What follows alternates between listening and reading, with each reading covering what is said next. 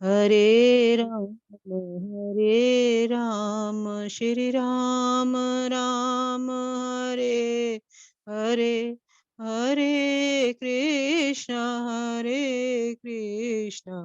श्री राधा कृष्ण हरे हरे, हरे राम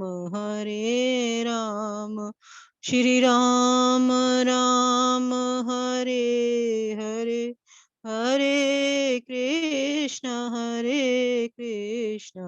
श्री राधा कृष्ण हरे हरे। हाँ जी।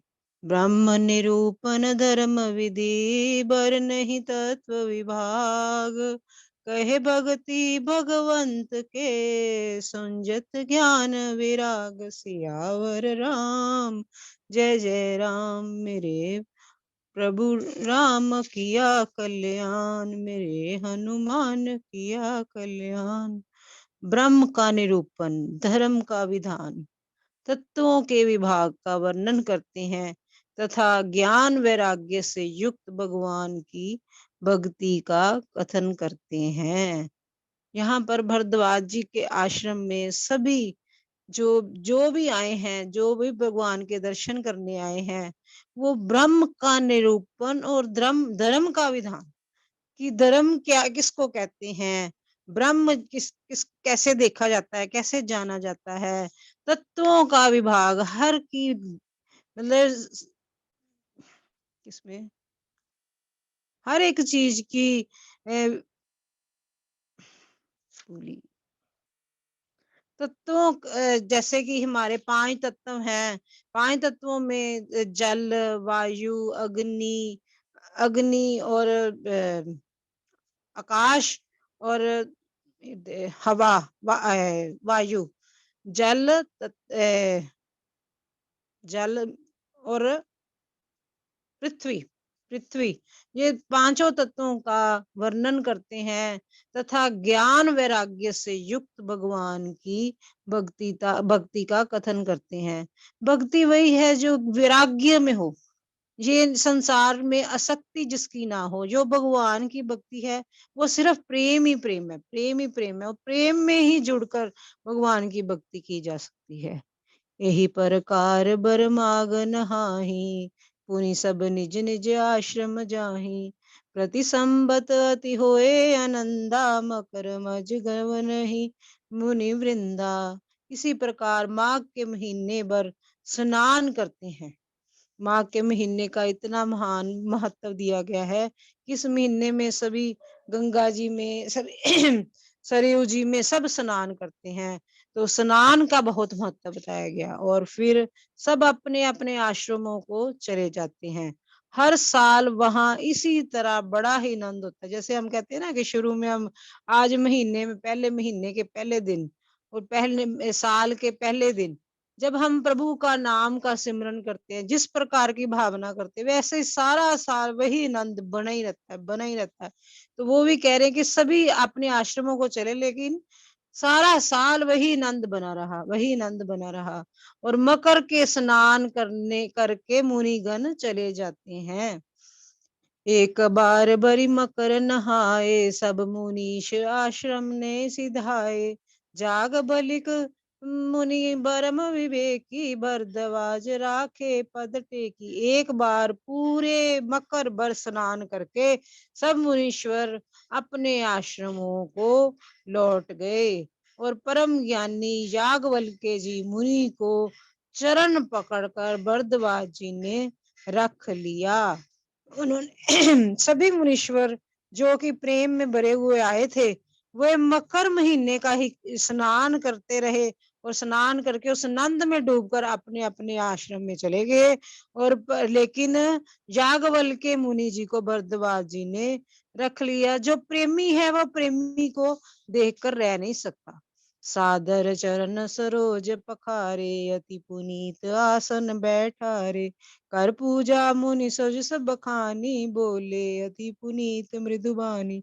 आदर पूर्वक उनके चरण कमल धोए और बड़े ही पवित्र आसन पर उन्हें बिठाया और पूजा करके मुनि याज्ञवल्क्य के सुयश का वर्णन किया और फिर अत्यंत पवित्र और कोमल वाणी से बोले, नाथ एक संशय बड़ मोरे करगत वेद तत्व सब तोरे कहत सुर मोहि लागत बेला जा जो ना कहो बड़ होए अकाजा। हे नाथ, मेरे मन में एक बड़ा ही संदेह है। वेदों का तत्व सब आपकी मुट्ठी में है, अर्थात आप ही वेद तत्व को जानने वाले होने के कारण मेरे संदेह का निवारण कर सकती हैं। पूजा करके याज्ञवल्क्य जी ने पहले याज्ञवल्क्य जी का भरद्वाज जी ने सुयश, उनके यश का इतना वर्णन किया कि प्रेम में गदगद हो गए और पवित्र कोमल वाणी से बोलकर कहने लगे कि मेरे मन में एक बड़ा संदेह है कि वेदों का तत्व आपकी मुट्ठी में है, आप सब कुछ जानने वाले हैं, इसलिए मेरे संदेह का वर्णन कीजिए। जैसे कि संदेह हमारे हृदय में होता है तो वहां भगवान का विराजमान नहीं हो सकता, इसलिए उन्होंने पहले भरद्वाज जी ने याज्ञवल्क्य मुनि के चरणों में ये प्रश्न रखा कि मेरे संदेह का निवारण करें। पर उस संदेह को कहते हुए मुझे भय और लाज आती है, और भय इसलिए कि कहीं आप ये ना समझे कि मेरी परीक्षा ले रहा है, लाज इसलिए कितनी आयु बीत गई अब तक ज्ञान ही नहीं हुआ। कि हम किसी से कोई क्वेश्चन करते हैं तो पहले यही उधेड़ बुन में चले जाते हैं कि कोई ये ना कहे कि अभी इनको समझ ही नहीं आई, मुझे आपसे क्वेश्चन पूछने में व्यय बहुत लग रहा है, ये उनकी बड़ाई करते हुए भरद्वाज जी कह रहे हैं। और यदि नहीं कहता तो बड़ी हानि होती है, मैं अज्ञानी ही बना रहता हूँ। कहते कि जे मन में कोई भी संदेह आ जाए, कोई भी प्रश्न आ जाए तो उसे पूछ लेना चाहिए, ना पूछे तो मन में हमेशा दुविधा बनी ही रहती है, तो कोई प्रश्न पूछने से हमारा हल हो जाता है। संत कहे असिनिति प्रभु श्रुति पुराण मुनि गाव होए ना विमल विवेक पुर गुर सन किए दुराव सियावर राम जय जय राम। मेरे प्रभु राम किया कल्याण। हे प्रभु, संत लोग ऐसी नीति कहते हैं और वेद पुराण मुनिजन भी यही बतलाते हैं कि गुरु के साथ छिपाव करने से हृदय में निर्मल ज्ञान नहीं होता। यही वो कह रहे हैं कि जहां पर भगवान का विराजमान होना, वो हृदय निर्मल होना चाहिए, प्रेम में भरा होना चाहिए, प्रेम से प्रफुल्लित होना चाहिए। तो यदि यहाँ पर हमें कोई प्रश्न आ रहा है, कोई भी संदेह हमारे मन में आ रहा है, तो उसको नहीं रखना चाहिए, अपने गुरुजन से, मुनिजन से, सभी से, किसी से पूछ लेना चाहिए और उसका निवारण कर लेना चाहिए।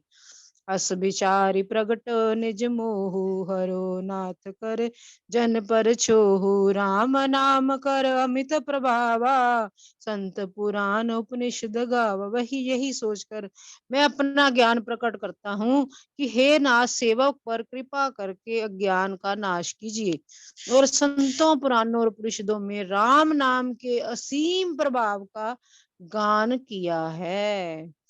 कि अभी भी मेरे मन में कैसी शंका आ रही है कि मैं आपसे ये प्रश्न पूछ रहा हूँ कि राम नाम का असीम प्रभाव है, फिर भी मेरे मन में प्रश्न उठ रहा है। भरद्वाज जी ऐसा प्रकट करने की कोशिश कर रहे हैं। संतत जपत प्रसंभु अविनाशी शिव भगवान ज्ञान गुण राशि आकर चार जीव जग काशी मरत परमल पद लेहि कल्याण रूप ज्ञान और गुणों की राशि अविनाशी भगवान शंभु निरंतर राम नाम का जाप करते रहते हैं। कि भगवान का नाम इतना कल्याण रूप है, गुणों की खान है, अविनाशी भगवान भी उनका नाम जप रहे हैं और संसार में चार जाति के जीव हैं, काशी में मरने से सभी परम पद को प्राप्त करते हैं। राम नाम की इतनी महिमा है कि काशी में भगवान शिव जी ने, शंकर भगवान ने ऐसा वरदान दिया हुआ है कि जो भी काशी में जाएगा उसे परम पद की प्राप्ति होगी, क्योंकि राम नाम वो है उनके कानों में बोलते हैं। इतनी पवित्र जगह, इतनी पवित्र जगह जहां पर राम नाम की इतनी महिमा है, फिर भी वो प्रश्न पूछ रहे हैं याज्ञवल्क्य जी से भरद्वाज मुनि। सोपी राम महिमा मुनि राया, शिव उपदेश करत कर दाया। राम कवन प्रभु पूछ्यो तो ही, कहे बुझाए कृपा निधि मोहि। हे मुनिराज, वह भी राम नाम की ही महिमा है, क्योंकि शिव जी महाराज दया करके काशी में मरने वालों को राम नाम का ही उपदेश देते हैं। कि इतनी महिमा है, इतनी महिमा होने के बावजूद, क्योंकि शिव जी महाराज काशी में पर मरने वालों पर दया करते हैं, उन्हें राम नाम का उपदेश देते हैं, इसी से उनको परम पद मिलता है। हे प्रभु, मैं आपसे पूछता हूँ कि वे राम कौन है? हे कृपा निधान, मुझे समझाकर कहिए। देखो जी, अपने अभी भी हमारे मनों में को भगवान की इतनी प्रेम भरी, इतनी व्याख्या, इतना प्रेम रोज सुनते हैं, पढ़ते हैं, देखते हैं, लेकिन हमारे मन के संदेश जाते ही नहीं। और हम पूछ रहे हैं अभी भी कि भगवान को हाजिर नाजिर मानकर भी देख रहे हैं और पूछ रहे हैं, हे कृपा निदान, मुझे समझाइए कि ये राम कौन है? एक राम अवदेश कुमारा, तिनकर चरित विदित संसारा। नारी बिरे दुख लयो अपारा, भयो रोष रन रावण मारा। एक राम तो अवदेश अवध नरेश दशरथ जी के कुमार है, उनका चरित्र सारा संसार जानता है, और उन्होंने स्त्री के विरह में पार दुख उठाया और क्रोध आने पर युद्ध में रावण को मार डाला। एक राम जो कहते बोलते हैं ना, एक राम दशरथ का बेटा, एक राम का सकल पसारा, एक राम गट गट में लेटा, एक ऐसे बोलते हैं सभी। तो उसमें ये पहले राम की बात बता रहे हैं, एक राम जो अवध नरेश दशरथ जी के पुत्र हैं, जिन्होंने संसार के चरित्र दिखाया है यहाँ पर। तो वही राम की बात हो रही है। प्रभु सोई राम की अपर को, जाहे जपत त्रिपुरार। सत्य धर्म सर्वज्ञ, तुम कयो विवेक विचार। सियावर राम जय जय राम। हे प्रभु, वही राम है या कोई और दूसरे भी हैं जिनको शिवजी जपते हैं? आप सत्य के दाम हैं और सब कुछ जानते हैं, ज्ञान विचार कर कहिए। यही दूसरे राम की शिव जी जपते हैं और सत्य के धाम हैं। ये सभी क्वेश्चन हमारे मनों में आते हैं और हम उनका उत्तर पूछ रहे हैं याज्ञवल्क्य मुनि जी से। वो सियापति रामचंद्र महाराज की जय, पवन सुत हनुमान की जय, उमापति महादेव की जय। मंगल भवन मंगल हारी, द्रवहु सुदशरथ अजीर बिहारी। अभी यहाँ पर ऐसे प्रश्न पूछा जा रहा है कि कोई किसी के मन में कोई संदेह कभी रहे ही ना, सारे ही भ्रम मिट जाएं। हम रामायण में भी इस बात को प्रकट करके बताया जा रहा है। बोल सियापति रामचंद्र महाराज की जय। राम राम जी, सबनु राम राम जी।